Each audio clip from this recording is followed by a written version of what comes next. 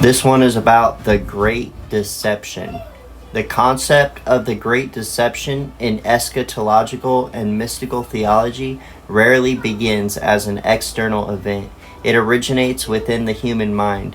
The ultimate delusion is the quiet conviction that individual perception, worldly intellect, or ego driven logic can discern spiritual reality on its own. When the mind relies solely on its own construct of right, wrong, safety, and truth, it remains captive to the very system of illusion it attempts to navigate.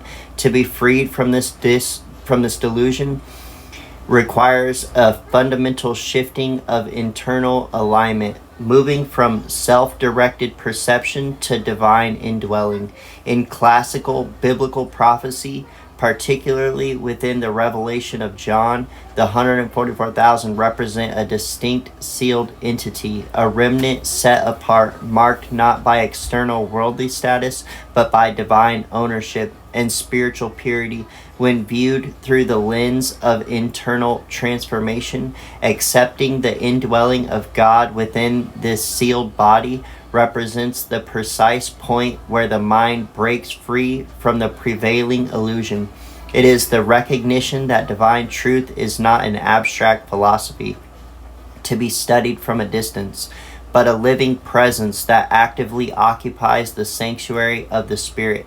Entering into this realization aligns the seeker with the spirit of truth, which unmasks the illusions of the age and leads the mind out of darkness into complete clarity.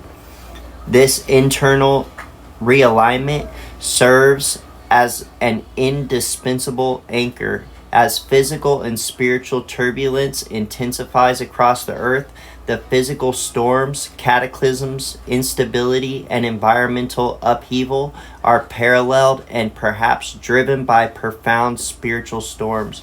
The burning up of the earth in these final days is not merely an external blaze, but the escalating wildfire of human malice, deceit, and evil deeds. When unrighteousness and unbridled desires govern human action, they release a destructive moral energy that consumes communities, institutions, and inner peace alike. Against these dual fires, the indwelling presence provides total sanctuary. Physical safety and spiritual immunity are not found in geographical isolation or worldly provisions, but in being sealed within the divine nature. By accepting the living God within the remnant, the individual is insulated from the panic, hostility, and spiritual blindness sweeping through the world. The storm continues to rage externally, but the mind rooted in the eternal presence remains unharmed, led by truth and shielded from the fire of human evil.